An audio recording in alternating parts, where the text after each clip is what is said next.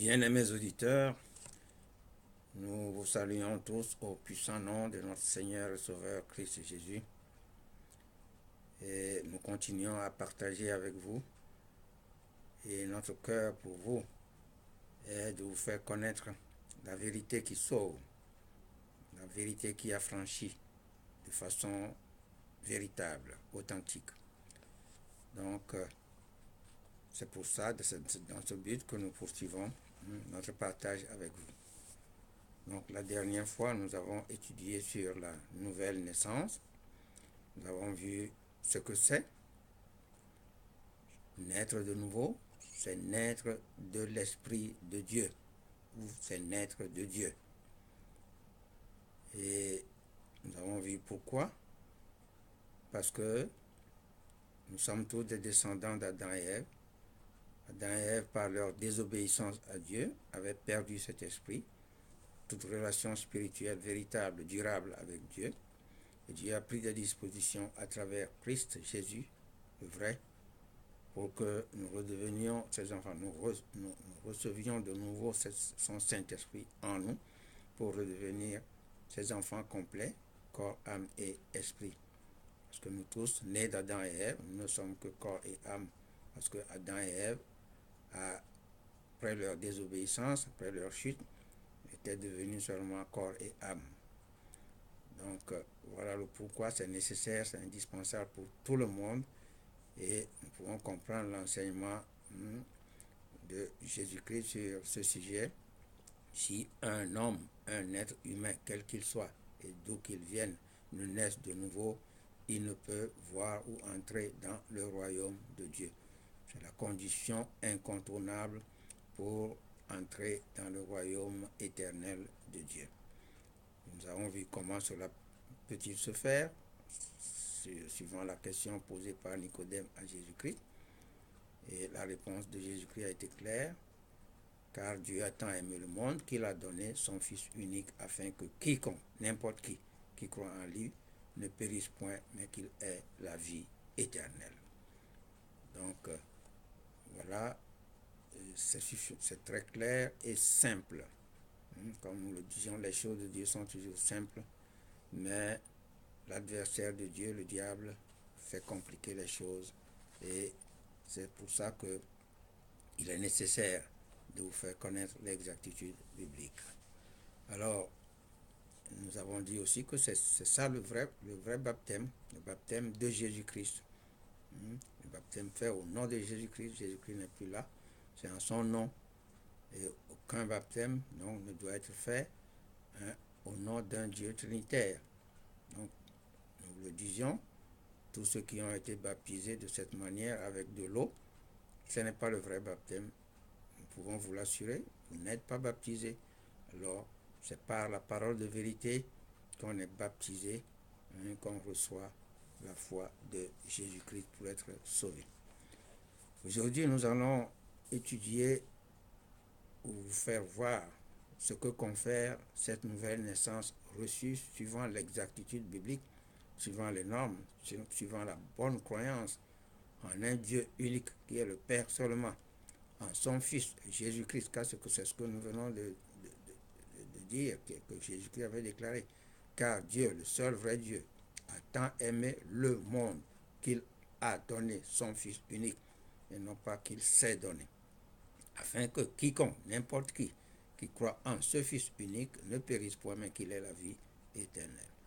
Donc, nous disons que celui qui a confessé ce vrai Jésus comme son Seigneur, son Sauveur, parce que c'était le comment, il faut le confesser, le connaître et le confesser, le vrai Jésus, le Fils de Dieu, comme son Seigneur et son Sauveur personnel, à cause de ce que Dieu lui a donné de faire pour toi.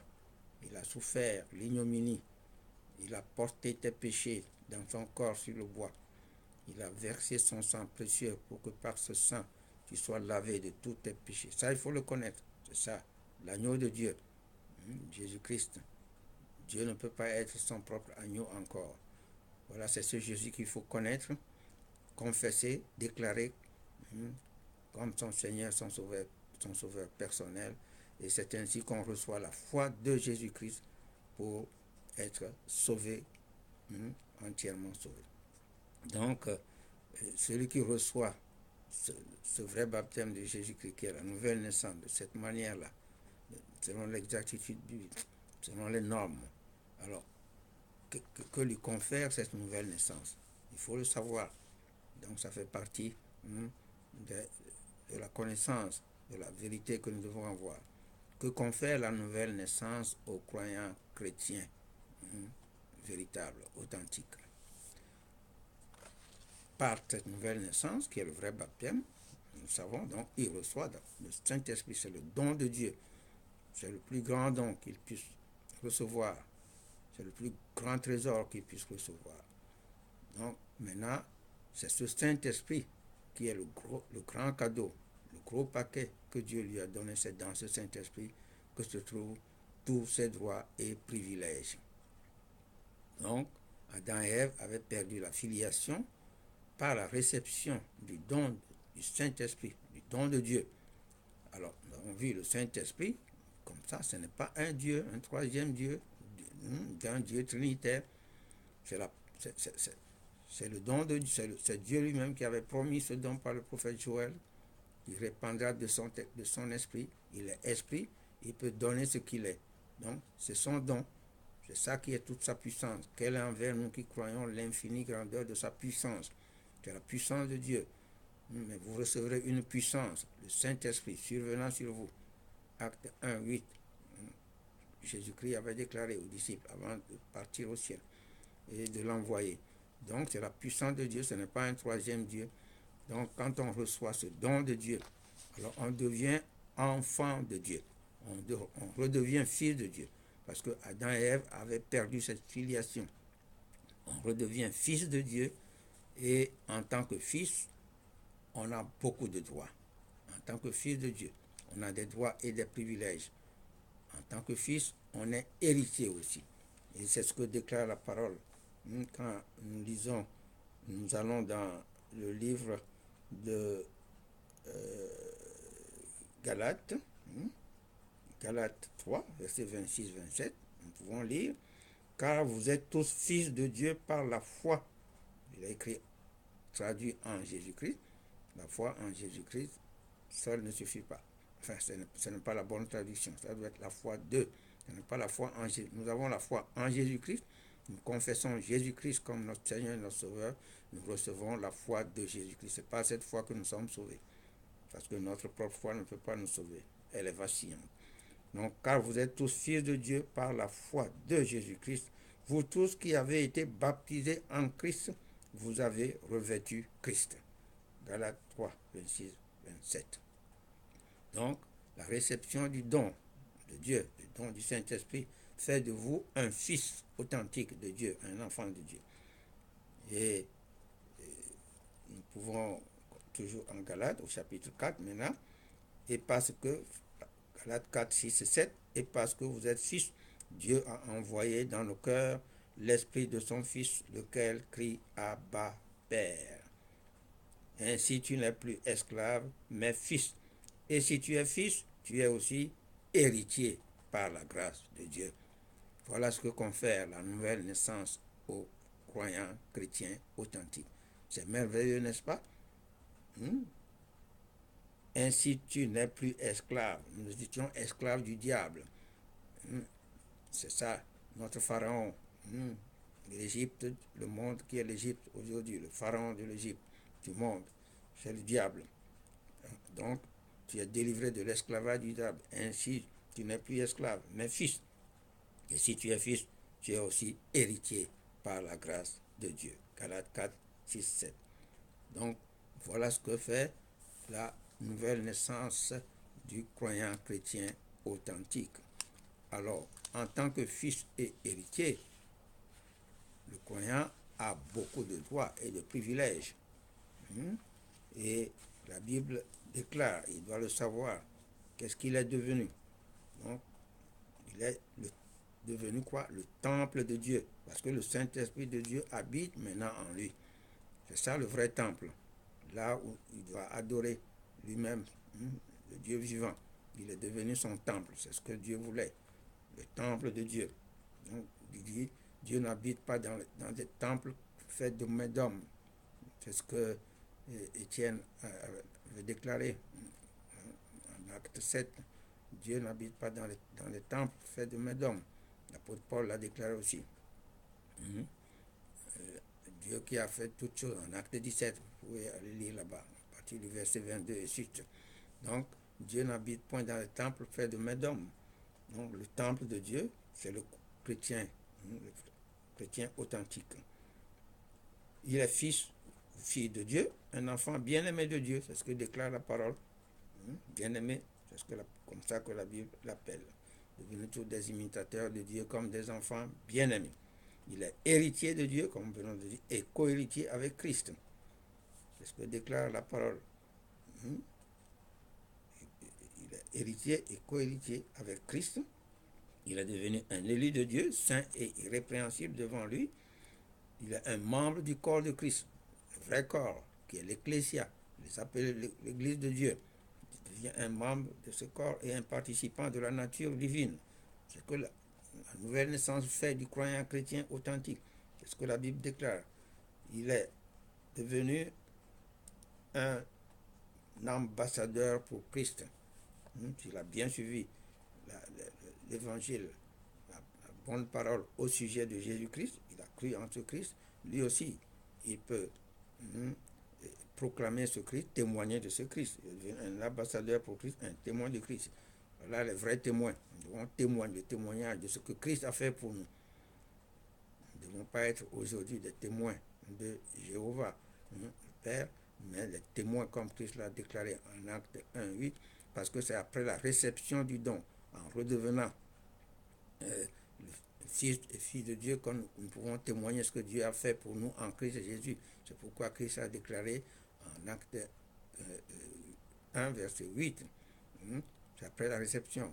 Mais vous recevrez une puissance, le Saint-Esprit survenant sur vous, et vous serez mes témoins. Parce que c'est cette puissance, la réception authentique de cette puissance, avec assurance, qui peut donner aussi de proclamer avec assurance ce que Dieu nous a fait en Christ Jésus. Donc, les deux sont liés. Donc, en Ésaïe 43, les Israélites devaient témoigner de ce que Dieu avait fait pour eux, en les délivrant de la main de Pharaon, en Égypte, en les faisant traverser la mer Rouge, asséchée. Voilà ce que les Israélites devaient témoigner, c'est ça. Ils devaient être des témoins de Jéhovah, de ce que Dieu avait fait pour eux. Mais qu'est-ce que Dieu a fait en Christ pour nous? Donc, c'est ce que nous devons témoigner, et à travers Christ, nous glorifions Dieu, ce que Christ a fait pour Dieu. Donc, un ambassadeur pour Christ, un témoin de Christ, il est devenu un disciple, un serviteur de Christ et un dispensateur des mystères de Dieu. C'est ce que la Bible déclare de lui.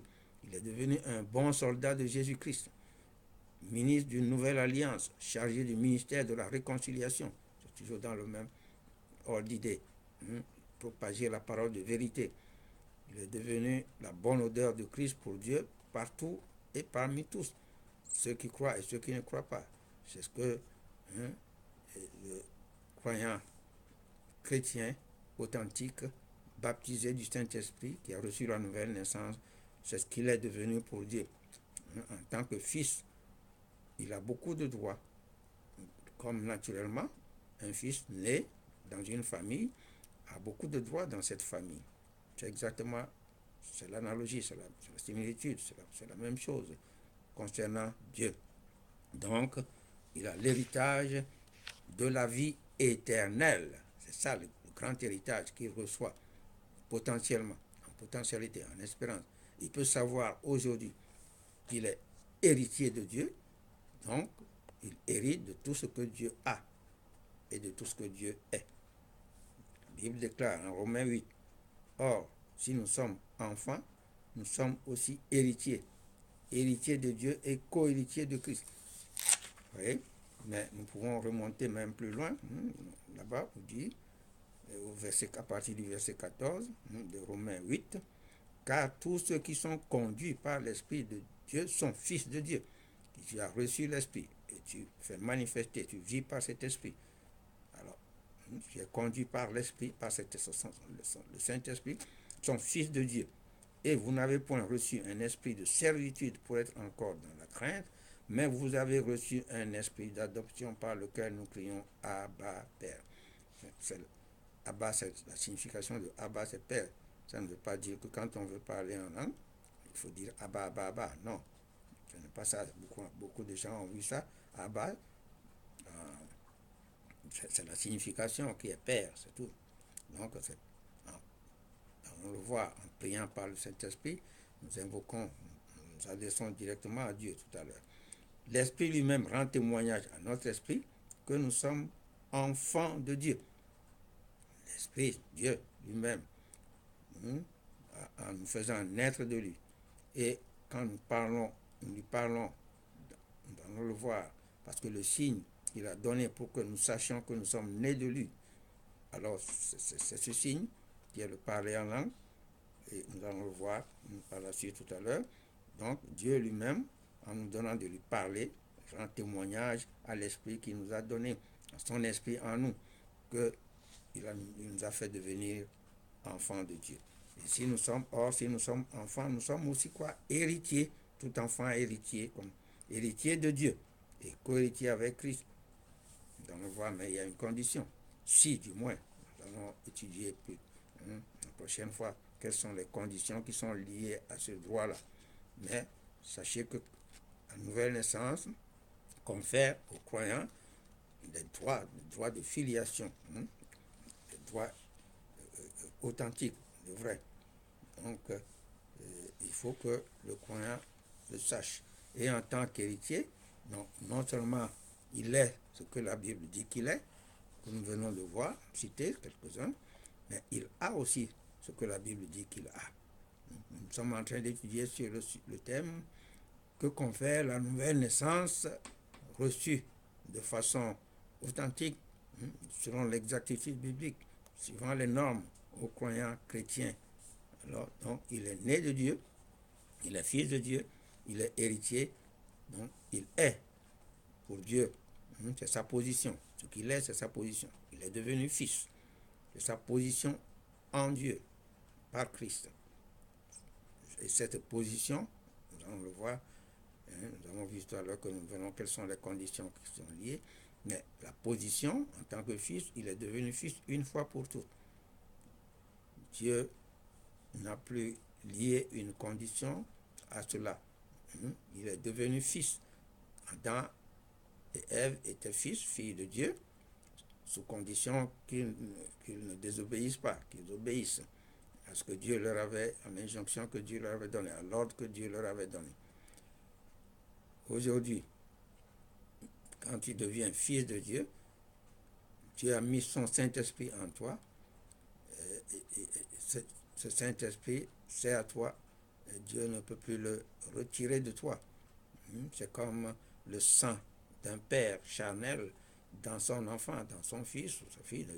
L'enfant qui est né d'un père charnel porte la semence de ce père. C'est ça qu'on appelle l'ADN. Donc il porte les caractères génétiques de ce père-là. Le sang du père est en lui. Le Saint-Esprit, c'est le sang de Dieu en nous. Dieu ne peut plus le tuer. Donc, vous voyez les règles de Dieu. Quand on est enfant, on devient maintenant enfant pour toujours. Il n'y a plus de conditions comme dans le paradis originel. Donc, c'est cette position, le croyant ne peut pas le perdre. Mais nous allons le voir. Il doit, en tant qu'enfant maintenant, il doit obéir aussi au Père. Et là, nous allons le voir, c'est sa condition, nous allons le voir plus tard. Mais cette position, c'est ça, ce que cette position confère aux nouveaux croyants, aux chrétiens nés de nouveau. Il a la foi de Jésus-Christ, c'est par cette foi qu'il est sauvé. Il a la justice et la justification de Dieu à travers cette foi de Jésus-Christ. Il est aussi juste. Donc, il n'a plus à observer 600 lois, la loi de Moïse, à faire ceci, à faire cela, parce que c'est ce que Moïse avait déclaré en Deutéronome 6, là, verset 25, je crois, que quand en observant toute la loi, qu'on obtient la justice de Dieu. Mais ici, ce n'est plus par la loi, c'est par la foi de Jésus-Christ. On reçoit la justice, la justification de Dieu. Et on a la réconciliation avec Dieu. Qu'est-ce qu'il a? Avec le verbe avoir, le chrétien né de nouveau, il a la réconciliation avec Dieu en Christ Jésus. Il a la sanctification de Dieu dans les principaux droits. Les droits en tant que fils, on appelle les droits de filiation. Il est sanctifié. Nous allons l'expliquer tout à l'heure. Qu'est-ce que la sanctification fait de lui? C'est ça, fait de lui un saint de Dieu. Il est devenu saint et irrépréhensible devant Dieu et devant Christ. Il a, bien sûr, le Saint-Esprit de Dieu en lui. C'est ça, c'est le Christ en lui. Et qui est Dieu en Christ en lui, comme Christ l'avait déclaré. Le vrai baptême, ce que le vrai baptême fait. En Jean 17, on le rappeler. C'est pourquoi c'est capital, c'est ce baptême que chacun doit chercher à recevoir. C'est ce que Jésus-Christ avait déclaré concernant ce baptême-là. Donc ça fait Christ en lui, c'est Dieu en Christ. À Jean 17, verset 20, 20 à 23. Jean 17, 20 à 23. Ce n'est pas pour eux seulement que je prie, les disciples qui étaient avec lui, mais encore pour ceux qui croiront en moi par leur parole. C'est toi qui dois confesser par ta parole. Tu confesses de ta bouche le Seigneur Jésus. Afin que tous soient un, comme toi, Père, tu es en moi et comme je suis en toi, afin qu'eux aussi soient un en nous, pour que le monde croie que tu m'as envoyé. Verset 22. Je leur ai donné la gloire que tu m'as donnée, afin qu'ils soient un, comme nous sommes un. Moi en eux et toi en moi. Verset 23. Moi en eux et toi en moi. Voilà le Christ dans le croyant né de nouveau et le Père dans le Christ, Dieu en Christ dans le croyant. Voilà, c'est merveilleux, n'est-ce pas? Voilà la vraie présence trinitaire. Dieu en Christ dans le croyant. C'est ça voilà la vraie Trinité, dans le croyant, formée dans le croyant. Le croyant, Christ et Dieu. Moi en eux et toi en moi, afin qu'ils soient parfaitement un, et que le monde connaisse que tu m'as envoyé et que tu les as aimés comme tu m'as aimé. Voilà la prière de Jésus-Christ qui s'est réalisée, donc en recevant le vrai baptême, en confessant Christ comme son Seigneur, son Sauveur, on reçoit le Saint-Esprit et c'est Christ dans le croyant et c'est Dieu en Christ dans le croyant. Voilà la vérité biblique, chers amis, de notre cœur pour vous, c'est que vous arriviez à ce stade, par votre croyance, c'est par la foi. La foi, vous entendez la vraie parole, vous croyez en cette parole, et vous confessez Christ, le vrai Christ, comme votre Seigneur, votre Sauveur, et Dieu vous... C'est le miracle, ça, c'est Dieu qui l'accomplit. C'est la grâce de Dieu, c'est le miracle de Dieu. Dieu vous donne la foi de Jésus-Christ et vous donne son Saint-Esprit. Il crée en vous un homme nouveau, comme dit, selon la parole de vérité que vous avez entendue. Chacun, 18, il nous a engendrés par la parole de vérité. C'est ça la nouvelle naissance. Jacques 1 disait à partir du verset 16 jusqu'au verset 18, Jacques 1. Le Père, on est engendré par la parole de vérité seulement, pas par n'importe quelle parole. Donc, il fait de vous ce que vous avez tout pleinement en Christ. Colossiens 2, 10. Nous avons le croyant chrétien a tout pleinement en Christ. Tout, sans exception. Tout selon le cœur de Dieu. Tout ce que Dieu a donné à Christ, il le donne pareillement. C'est ça. C'est la communion avec Christ. C'est ça le baptême en Christ. Il reçoit tout comme Dieu avait donné à Christ. La seule différence, c'est que lui, il a ça encore dans un corps de péché, un corps charnel qui est dans le péché. Mais il doit croire à ce que Dieu lui a donné. Il a la paix de Dieu et de Christ. Il a la vie dans l'abondance. Comme moi, je suis venu afin que les brebis aient la vie et qu'elles soient dans l'abondance. Donc, il reçoit cette abondance à tous égards. Il doit croire pour manifester cette abondance. Il a la consolation de Dieu en Christ. Il a une pleine procuration pour agir et recevoir toutes choses au nom de Jésus-Christ, du vrai Jésus-Christ, et non pas de l'Antéchrist. Donc, voilà quelques-unes des choses que le chrétien a. Ce qu'il est, il est fils de Dieu. Ce qu'il a, il a la vie éternelle et à travers ses droits, grands droits et privilèges, tout ce que Dieu a fait de lui, tout ce qu'il a reçu de Dieu, il a l'espérance de la gloire de Dieu en Christ. C'est ça la vie éternelle, en espérance. C'est sûr maintenant, c'est certain. Il a l'espérance de la gloire de Dieu en Christ. C'est ce que dit la parole partout. Vous pouvez documenter ça. C'est ce que Jésus-Christ, j'ai lu du Jean 17 tout à l'heure. Je leur ai donné la gloire que tu m'as donnée. Jean 17, 22. Romains 8, 18, on dit que la gloire qui sera manifestée pour nous, ça n'a rien à voir avec les souffrances du temps présent. Romains 8, 18. Donc, le chrétien, né de nouveau, a l'espérance de cette gloire-là. Donc, voilà quelques-uns. Qu'est-ce que la nouvelle naissance fait aux croyants chrétiens nés de nouveau? Donc, le croyant chrétien né de nouveau a toutes ces choses en plénitude. Et parmi les droits, nous allons retenir fermement ceux qui sont appelés les droits. Tous sont des droits, mais les droits de filiation, il y en a entièrement 5, il y en a au total 5, et que le chrétien doit être sûr d'avoir reçu. Alors, ce sont la rédemption, il y a la rédemption en Christ Jésus.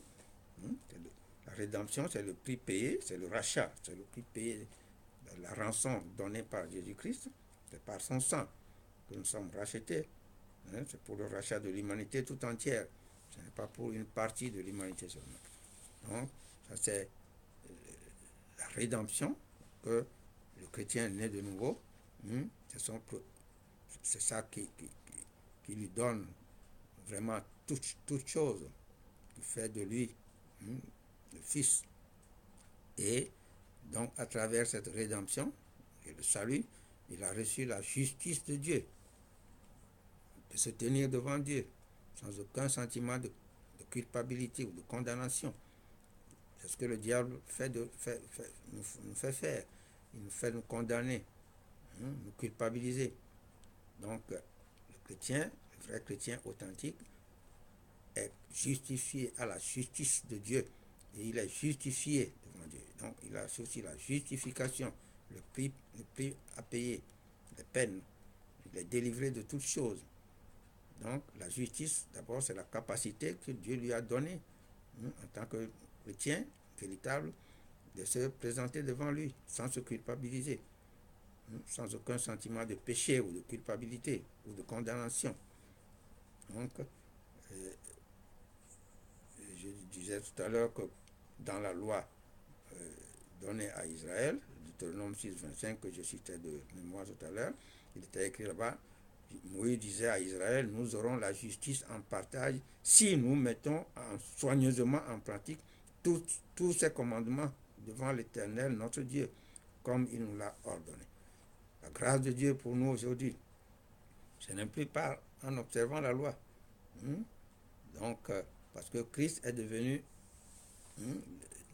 notre la justice pour Dieu. Celui qui n'a point connu de péché, il l'a fait devenir péché pour nous, afin que nous devenions en lui justice de Dieu, juste devant Dieu, aussi juste que Dieu lui-même. Car comme par la désobéissance d'un seul homme, beaucoup ont été rendus pécheurs, de même par l'obéissance d'un seul, beaucoup seront rendus justes. Donc, par l'obéissance de Christ, nous avons la justice de Dieu. Le chrétien authentique a la justification, la preuve légitime par laquelle le chrétien est entièrement délivré, déchargé de toutes les pénalités du péché. C'est la justification. Il est réconcilié avec Dieu. Il a la réconciliation. Donc, il n'y a plus de barrière, de discorde entre lui et son Père. Tout est dissipé. C'est ça le mur de séparation. Tout le rideau du temple est déchiré. Il n'y a plus de séparation. Il n'y a plus ni juif, ni grec, ni barbare, ni scythe. Il a donc la sanctification maintenant. Le 5e droit de filiation, le privilège donné, que Dieu lui a donné d'être mis à part pour lui, pour son royaume. Il est sauvé. Donc, c'est pareil, c'est dans la vie actuelle, il doit le savoir. Si tu deviens chrétien authentique, tu sais que tu es devenu un saint pour lui. Voilà les vrais saints. C'est Dieu qui sanctifie par Christ. Mais nous devons nous maintenir saints. Nous allons le voir, c'est le devoir du Christ de demeurer saint.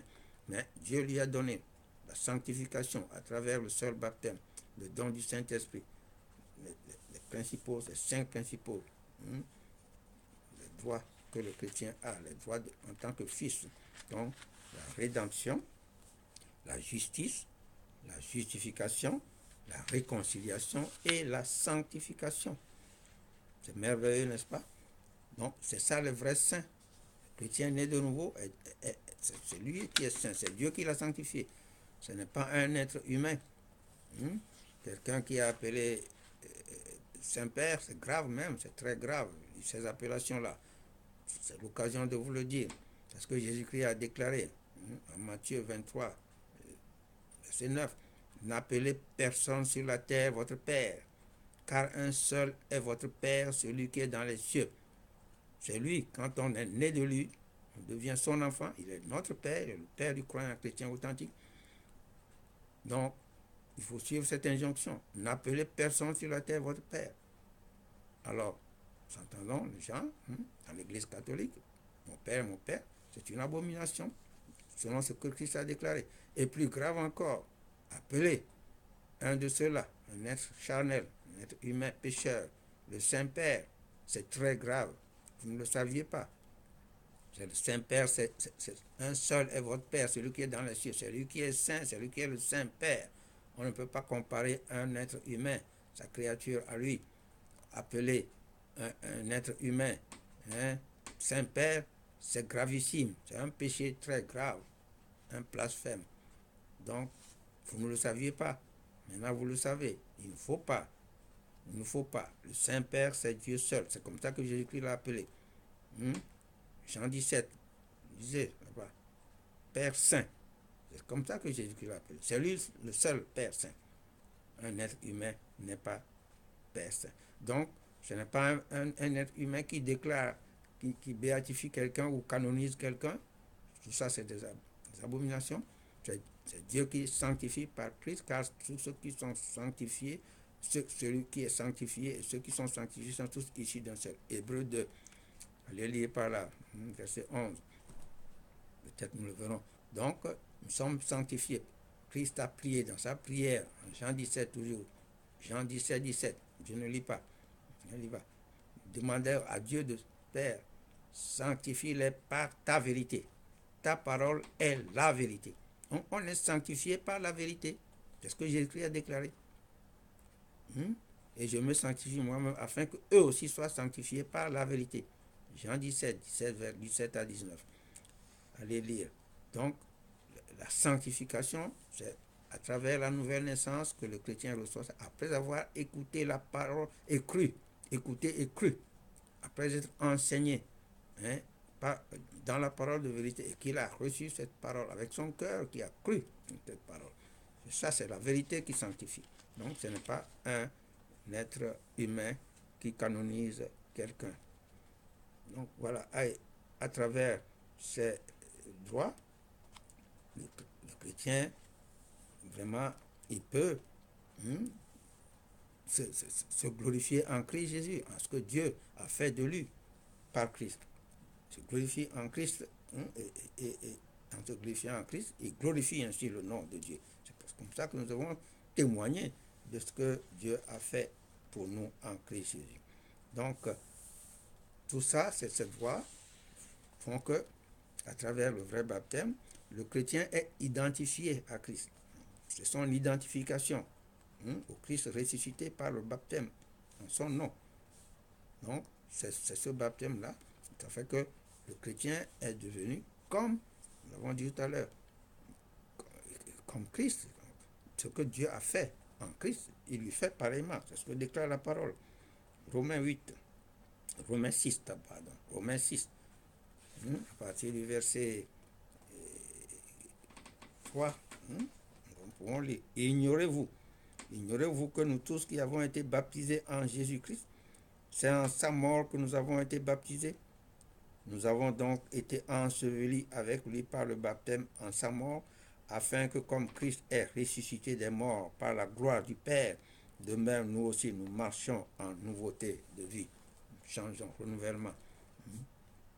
En effet, si nous sommes devenus une même plante avec lui par la conformité à sa mort, nous le serons aussi par la conformité à sa résurrection. Notre identification avec Jésus-Christ. Et Colossiens 2,12 dit, ayant été ensevelis avec lui par le baptême, vous êtes aussi ressuscités. Oui, en espérance, mais c'est déjà accompli. Vous êtes aussi ressuscités en lui et avec lui, par la foi en la puissance de Dieu qui l'a ressuscité des morts. Et cette puissance, Dieu te l'a donnée. Et par la sanctification, alors, qu'est-ce que la Bible dit de nous, du chrétien, qu'est-ce qu'il a? Nous sommes en train d'étudier sur les droits et les privilèges, ce que la nouvelle naissance reçue authentiquement fait du chrétien authentique aussi. Nous pouvons lire Ephésiens 2, versets 6 et 7. Il nous a ressuscités ensemble et nous a fait asseoir ensemble dans les lieux célestes en Jésus-Christ, afin de montrer dans les siècles à venir l'infinie richesse de sa grâce par sa bonté envers nous en Jésus-Christ. Ce que le chrétien reçoit. Et la grande promesse pour lui maintenant, ce n'est plus le paradis. Le paradis, ce sera toujours sur la terre. Le jardin d'Éden, c'était sur la terre. Mais qu'est-ce que Dieu promet aux croyants nés de nouveau, authentiquement? Il lui dit que sa cité, ce n'est plus la terre, c'est le ciel. Donc, nous pouvons lire en Éphésiens, en Philippiens 3. Philippiens 3 au verset 20. Mais notre cité à nous est dans les cieux, d'où nous attendons aussi comme sauveur le Seigneur Jésus-Christ. La Cieux dit qu'il transformera le corps de notre humiliation en le rendant semblable au corps de sa gloire, par le pouvoir qu'il a de s'assujettir toutes choses. C'est ce que Dieu lui a donné de faire de nous. Donc, nous recevons un corps de gloire, comme Dieu a donné un corps de gloire à Jésus-Christ. C'est merveilleux, n'est-ce pas? Voilà les droits et les privilèges du chrétien. Tu veux recevoir ces droits et privilèges, tu dois chercher à devenir un chrétien authentique, un vrai chrétien, un chrétien né de nouveau authentiquement. Et dans le livre de Pierre, 1 Pierre 1, la sanctification, ce que la sanctification procure, l'espérance que donne aux croyants chrétiens. Béni soit Dieu, 1 Pierre 1, versets 3 et 4. Béni soit Dieu, le Père de notre Seigneur Jésus-Christ. Voilà ce qu'il est, Dieu, le Père de notre Seigneur Jésus-Christ.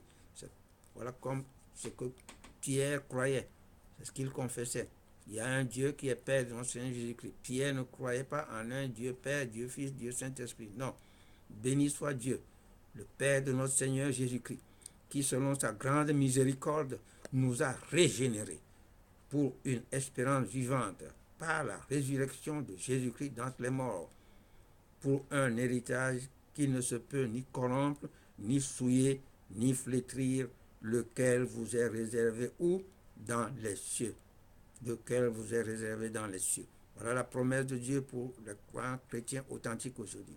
Ce n'est pas dans un paradis terrestre, dans les cieux, auprès de lui, auprès du trône de Dieu, pour le louer, le magnifier, le glorifier éternellement. Nous a élus pour sa gloire. Donc 1 Pierre 1, versets 3 et 4, vous pouvez aller lire. Donc c'est merveilleux, n'est-ce pas?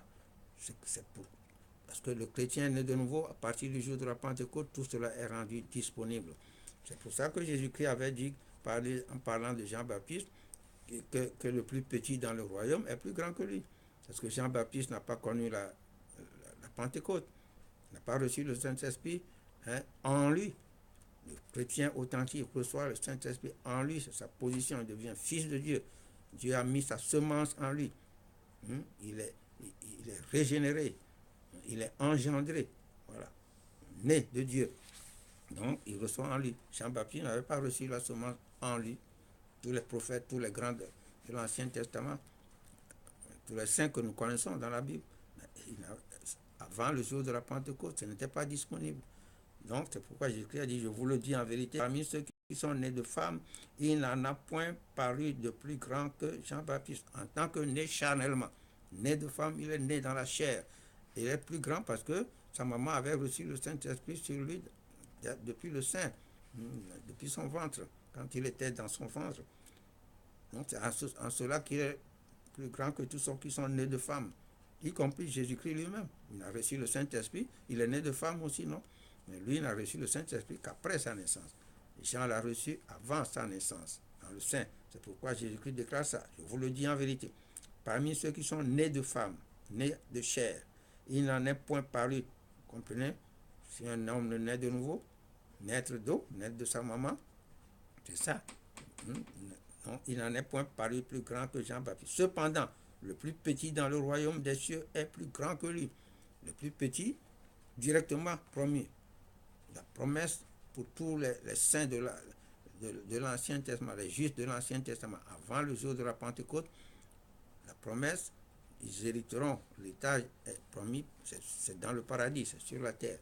Mais à partir du jour de la Pentecôte, tu es né de nouveau, tu es devenu enfant de Dieu, héritier de Dieu. La promesse pour toi, la cité, notre cité à nous est dans les cieux. C'est ça la promesse de Dieu. Et c'est disponible. Il faut le désirer, il faut le vouloir. Donc, ce n'est pas réservé à un nombre donné de personnes. C'est pour tous, c'est tous ceux qui sont nés de Dieu, authentiquement. Et maintenant, on voit la condition liée à ça. Il faut préserver ce que Dieu t'a donné. Ça, c'est un autre aspect du problème. Mais, potentiellement, authentiquement, potentiellement, tu as reçu tout ce que nous sommes en train, la Bible nous dit, que le chrétien né de nouveau reçoit. Donc, ce n'est pas réservé, contrairement à ce que nos amis témoins de Jéhovah enseignent, ce n'est pas réservé à 144 000 personnes. Non, c'est tous les chrétiens nés de nouveau authentiquement. Donc, au contraire, les 144 000, la Bible ne ment pas. Il ne faut pas qu'ils essaient d'ajuster les choses. C'est dit là-bas que ils sont pris parmi les 12 tribus d'Israël. Israël, c'est le peuple élu de Dieu. C'était des enfants de Dieu selon la loi de Moïse dans l'Ancien Testament. Et tous ceux qui sont justifiés par la loi, ils sont les justes devant de Dieu. On dit la promesse pour eux, c'est la terre, c'est le paradis restauré sur la terre. Mais c'est parmi eux maintenant, les 144 000, c'est les justes d'Israël. Tous les saints que nous connaissons, tous les grands noms de la parole de Dieu. David, Élie, Élisée, Samuel, Moïse, Salomon, Ésaïe, Jérémie, Daniel, jusqu'à Jean-Baptiste. Ils ne sont pas nés de nouveau, ils n'ont pas reçu le Saint-Esprit, mais ils sont des justes, des saints de Dieu. Mais la promesse pour eux, c'était sur la terre. Maintenant, tous ces saints-là, tous ces justes de l'Ancien Testament, c'est eux qui vont être,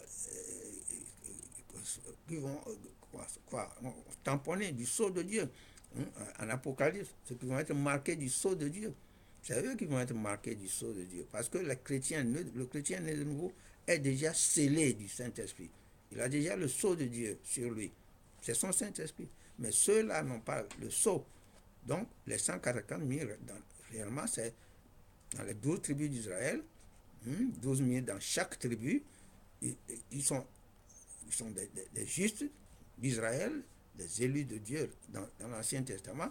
Ils vont être marqués pour rejoindre les nés de nouveau, les chrétiens de la grâce. Vous voyez? Et c'est pour les rejoindre auprès du trône de Dieu. C'est pour ça qu'il a fait mention d'eux en Apocalypse. Il ne s'agit pas de 144 000 personnes sur toute la terre qui sont. Non. Il s'agit de 144 000 les enfants, parmi les enfants d'Israël, dans les 12 tribus d'Israël, comme c'est précisé là-bas. Donc, non, il faut connaître la vérité pour ne pas être dans l'erreur. C'est capital. Donc, et grand privilège du chrétien né de nouveau, nous sommes en train d'étudier les droits et les privilèges. Qu'est-ce que la nouvelle naissance confère aux chrétiens nés de nouveau authentiquement?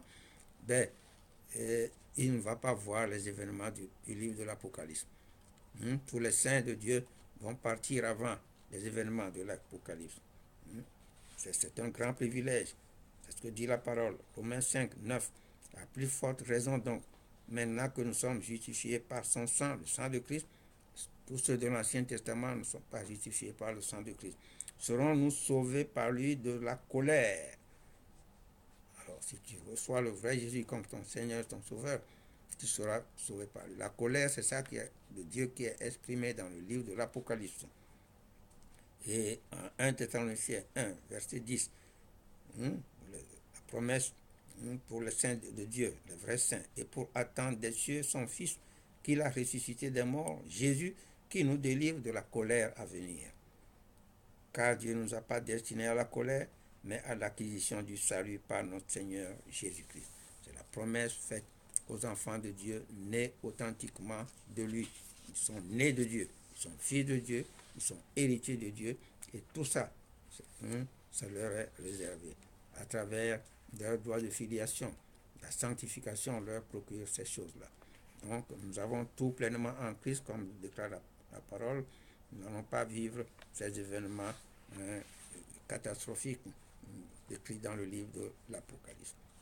Maintenant, ce chrétien-là, reçu le Saint-Esprit, Dieu nous instruit sur vraiment tout ce que nous confère, ce don-là. Donc, c'est ça l'objet des 3 livres successifs de Corinthiens, enfin, dans le livre de Corinthiens, 1er Corinthiens, les 3 chapitres, pardon, pas les 3 livres, les 3 chapitres, 1 Corinthiens 12, 13 et 14, nous instruit sur ce que le don, le seul vrai don, c'est ça, c'est le Saint-Esprit, c'est ça qui est le don. Maintenant, à travers le don, on peut manifester, on peut opérer plusieurs choses. C'est la puissance de Dieu. Christ a dit, mais vous recevrez une puissance, le Saint-Esprit survenant sur vous. C'est ça le don. Mais dans le don, il y a comme un gros paquet. Dans ce paquet, il y a beaucoup de choses. Donc c'est maintenant, il appartient aux croyants de croire, de continuer à croire pour opérer tout ce que la parole de Dieu dit qu'il peut opérer. Donc c'est 1 Corinthiens 12 qui nous précise toutes les manifestations, comment on peut opérer dans le monde des sens, ce qu'on a reçu. Donc le chrétien qui a confessé Christ reçoit ça, en grec on dit dékomai, subjectivement, il reçoit ça en lui. Et il doit croire maintenant pour manifester ça dans le monde des sens. Et ça, c'est la volonté de Dieu pour lui. C'est pourquoi Jésus-Christ avait déclaré, voici les miracles qui accompagneront ceux qui auront cru quand ils reçoivent le vrai baptême. Marc 16, allez lire là-bas, je ne lis pas. À partir du verset 15, la recommandation, allez de par le monde entier prêcher la bonne nouvelle à toute la création. Celui qui croira, bien individuel, c'est une affaire individuelle. Celui qui croira, qui sera baptisé, sera sauvé. Je ne lis pas. Mais celui qui ne croira pas sera condamné. Vous voyez, nous prêchons la vérité. Nous ne sommes pas là pour critiquer les religions, mais pour vous instruire, pour vous faire savoir que les religions ne vous conduisent pas là où vous voulez aller. Ce que Jésus-Christ avait déclaré en Matthieu 23, le scribe et pharisien hypocrite, il le dit, ça crie aujourd'hui à toutes les religions, vous conduire là-bas. Toutes les religions, tous vos dirigeants religieux. C'est grave. Nous avons dit tout à l'heure une des déclarations de Jésus qui n'appelait personne sur la terre votre Père.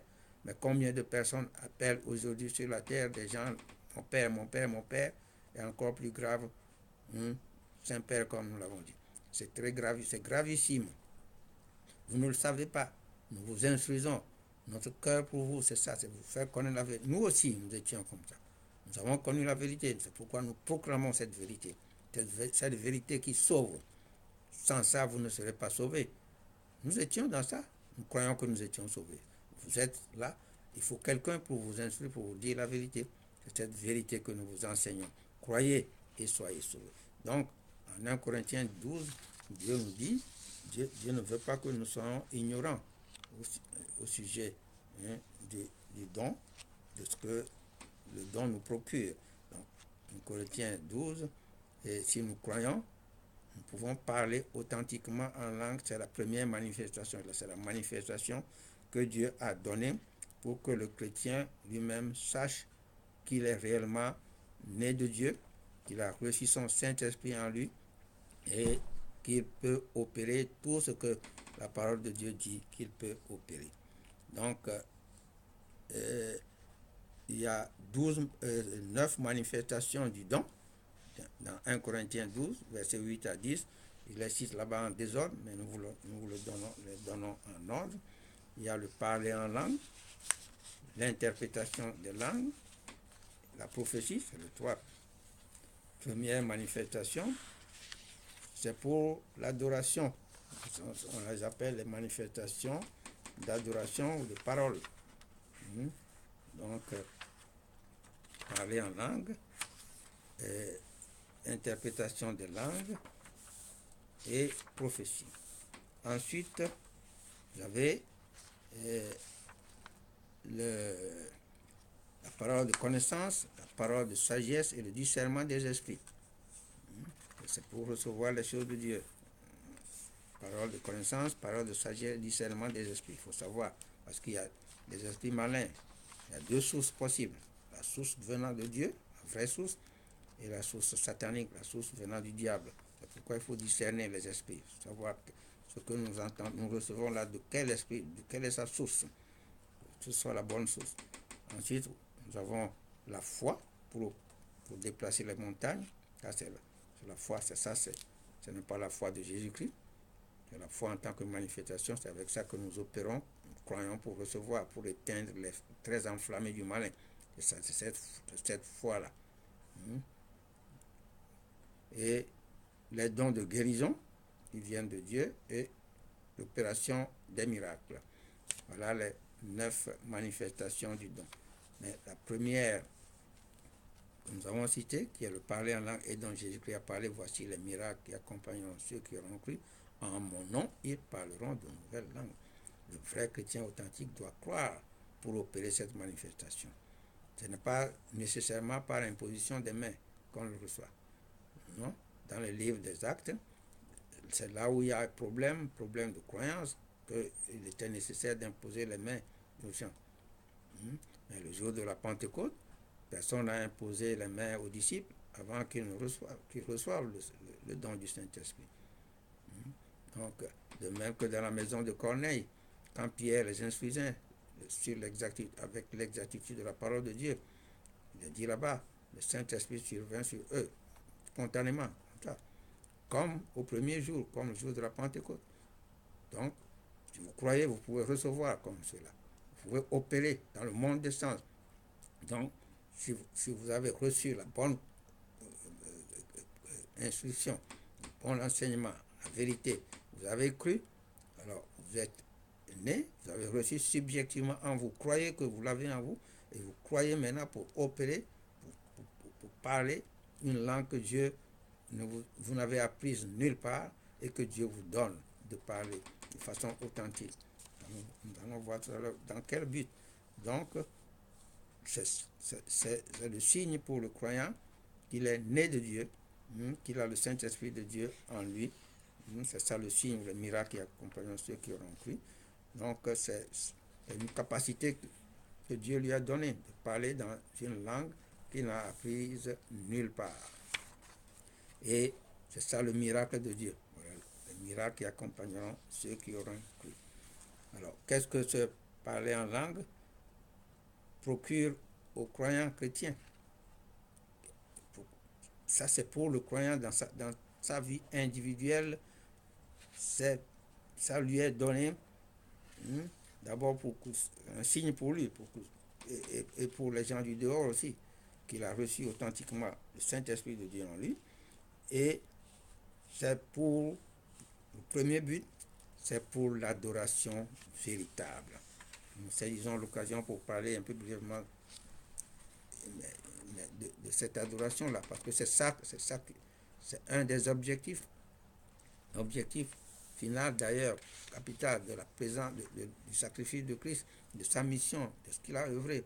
C'est pour ça qu'il a enseigné sur l'adoration véritable, dans son entretien avec la femme samaritaine, en Jean chapitre 4, verset 20 et suite, la femme qui lui parlait d'adoration, Donc, Christ conclut là-bas, donc, et nous précise qui doit être adoré et comment celui-là doit être adoré.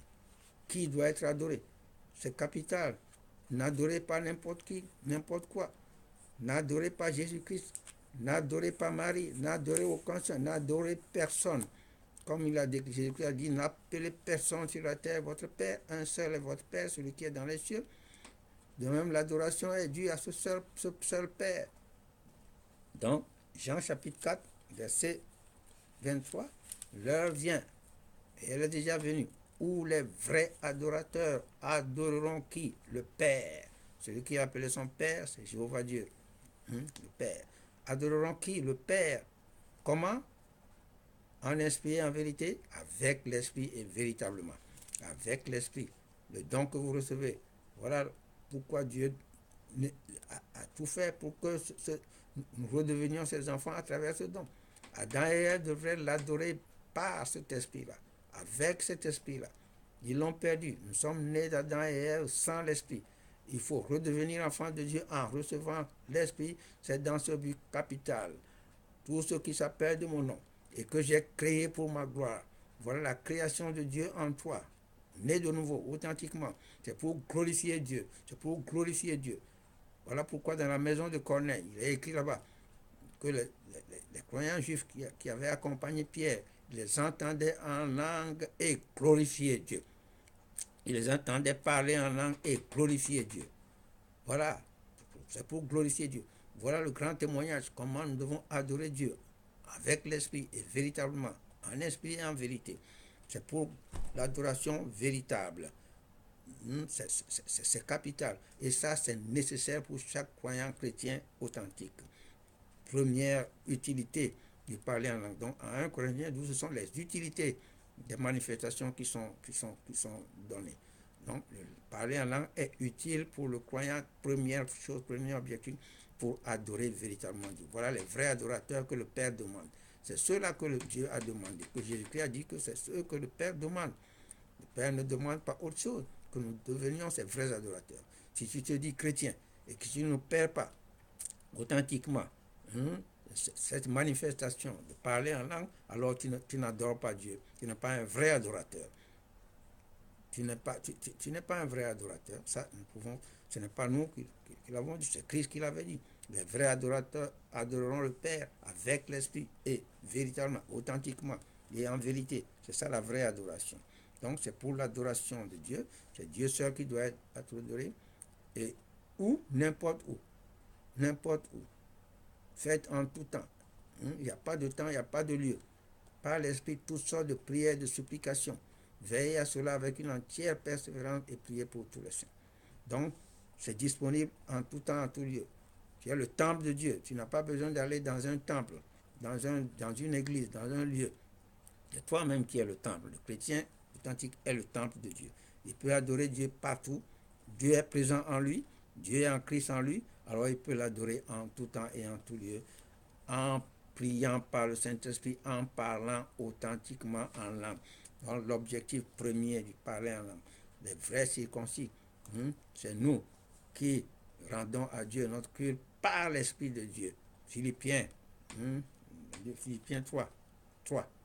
Donc voilà les vrais chrétiens, les vrais adorateurs, les vrais circoncis, les vrais chrétiens. C'est nous qui rendons à Dieu notre culte par l'Esprit de Dieu, qui nous glorifions en Christ Jésus. C'est par Christ qu'on parle à Dieu. Parce qu'au nom de Jésus-Christ, le vrai Jésus, qu'on parle authentiquement en langue. Donc, c'est en son nom qu'on parle directement à Dieu, on se glorifie en Christ et on s'adresse à Dieu. Celui qui parle en langue, alors ne parle pas aux hommes, mais à Dieu. Parce que Dieu, 1 Corinthiens 14, 2, celui qui parle en langue ne parle pas aux hommes, mais à Dieu. Vous voulez parler à Dieu, alors il faut croire en la vérité de la parole, être baptisé du vrai baptême, recevoir donc authentiquement la nouvelle naissance et opérer cette manifestation importante. Donc c'est pour l'édification aussi du croyant. Celui qui parle en langue s'édifie lui-même. 1 Corinthiens 14 toujours. Pour te fortifier spirituellement. Au reste, fortifiez-vous dans le Seigneur et par sa force toute puissante. La force toute puissante de Dieu, c'est son Saint-Esprit dans le croyant. Alors, le croyant peut s'édifier, se fortifier avec cet esprit-là, spirituellement. Comme ça, le diable ne peut pas souffler sur toi, tu vas tomber, tu vas t'envoler comme une feuille de papier, comme une feuille morte. Non, tu es solide, entièrement ancré, solidement ancré dans le Seigneur. Au reste, fortifiez-vous dans le Seigneur et par sa force toute puissante. Hein? Donc, vous édifiant vous-même sur votre très sainte foi et priant par le Saint-Esprit. Jude 20.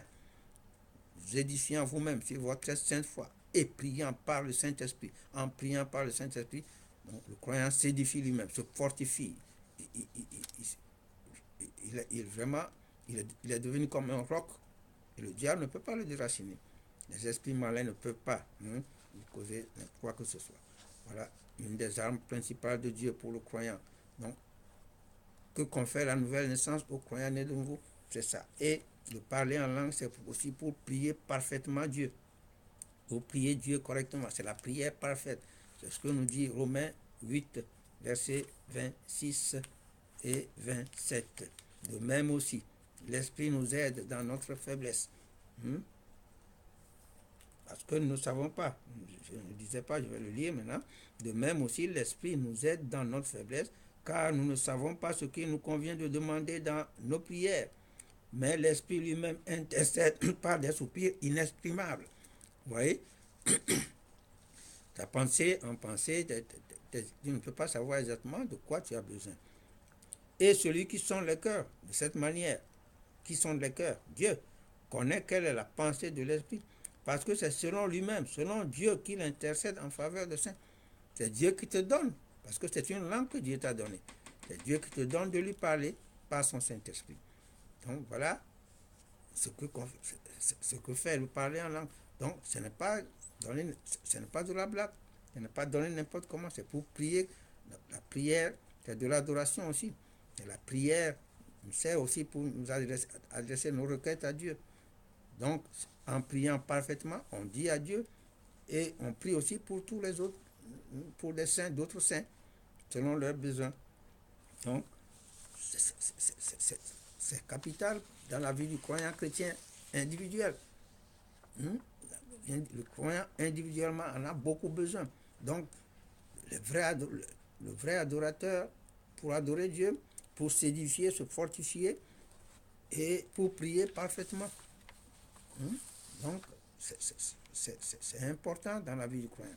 1 Corinthiens 14, 14, 17, nous précise ça aussi. C'est Paul qui a reçu toute la révélation.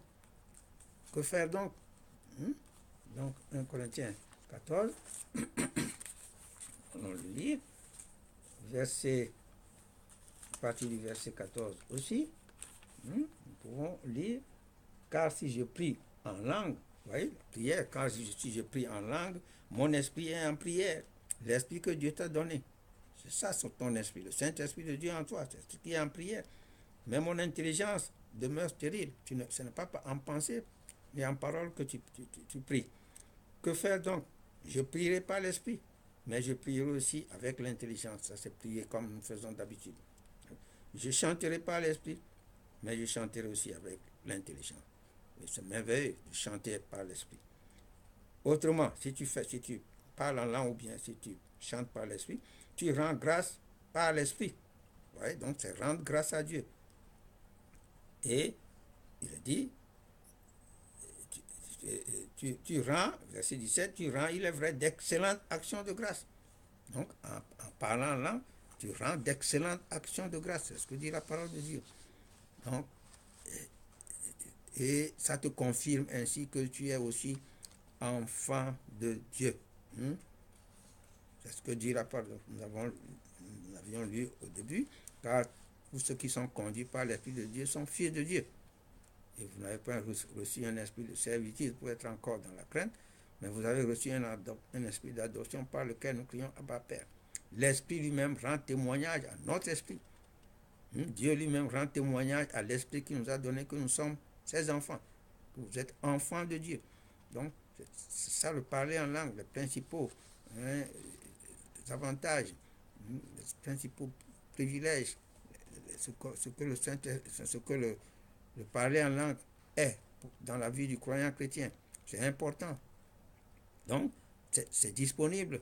Et chaque croyant chrétien véritable doit pouvoir l'opérer authentiquement et non pas faire de la contrefaçon. Parce que le diable, sachant cela, et comme il a fait confesser l'antéchrist au plus grand nombre aujourd'hui, alors ceux-là, ils font baba, maman, c'est pas du parler en langue. Ce n'est pas authentique. Et ils se leurrent eux-mêmes. Ce n'est pas la vérité biblique. Donc, c'est important, capital. Dieu sait pourquoi il nous l'a donné, pour son adoration véritable, pour nous édifier, nous fortifier spirituellement, pour, afin de pouvoir tenir ferme contre les ruses du diable, pour le prier parfaitement, et pour aussi, pour prévoir là, pour nous tenir, pour tenir contre les ruses du diable, pour combattre, c'est-à-dire le combat spirituel. C'est pourquoi il est recommandé aux croyants chrétiens de faire en tout temps par l'Esprit toutes sortes de prières et de supplications. C'est important dans la vie du croyant chrétien. Donc voilà ce que la nouvelle naissance confère aux croyants chrétiens. Beaucoup de droits et de privilèges. Maintenant, nous verrons prochainement ce qu'il doit faire pour conserver tout ça, parce que ça, c'est ses droits. Mais il a des devoirs. En tant que chrétien, il a des devoirs. Nous verrons prochainement quels sont les devoirs du croyant chrétien. Allez, vous voyez comment l'amour de Dieu est tellement profond pour nous. Il nous a donné des choses simples, mais le diable a fait compliquer les choses. Vous pouvez comprendre. Vraiment, c'est gravissime. Et ce que le diable a pu faire à travers les systèmes religieux, les systèmes théologiques, théosophiques, n'importe quoi comme on dit, ésotérique, tout ça qu'il a fait, il a détourné le genre humain. Dieu a fait les choses très simples, de croire en lui, en tant que seul vrai Dieu, de croire en son Fils Jésus-Christ, en ce que Christ a fait pour nous, de le confesser comme notre Seigneur Sauveur, c'est aussi simple que ça, et nous serons sauvés. Voilà que le diable, il fait renier Christ par les plus grandes religions. Et maintenant, ceux qui disent qu'ils sont chrétiens, qui ne reconnaissent pas le vrai Christ, qui déclarent un antéchrist, qui est leur Dieu, et voilà la perdition totale. Donc Jésus-Christ avait raison, car il y a beaucoup d'appelés, mais peu d'élus. Matthieu 22, 14. Il y a beaucoup d'appelés, mais peu d'élus. Tous ceux-là sont des appelés. Mais les élus, c'est ceux qui ont la bonne croyance. Faites partie de ces élus-là. Large est le chemin de la perdition. Matthieu 7, 13, 14. Et nombreux sont ceux qui sont sur cette voie de perdition, ce chemin de perdition. Mais étroite, la voie du salut, la voie qui conduit à la vérité. Et peu sont ceux qui l'ont trouvé. Faites partie de ce peu-là aussi. C'est notre cœur pour vous. Nous vous y invitons.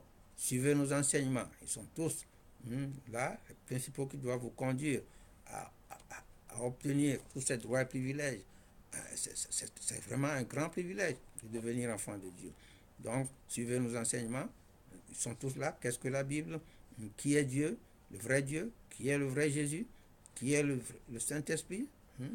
Qu'est-ce que le Saint-Esprit? La loi de la croyance, la prière, comment prier, le vrai baptême. Et suivez ça dans l'ordre. Parce que c'est la croyance qui vous établit. Alors, nous avons dit aussi, tout ça, si vous voulez, c'est nos livres, vous pouvez nous les demander. Donc, comment être un chrétien authentique, tous nos enseignements sont dedans. Le code de vie du croyant chrétien, nous avions montré la dernière fois. Donc, si vous voulez avoir tous nos enseignements, vous pouvez nous demander nos livres aussi. Que Dieu vous bénisse abondamment et à la prochaine.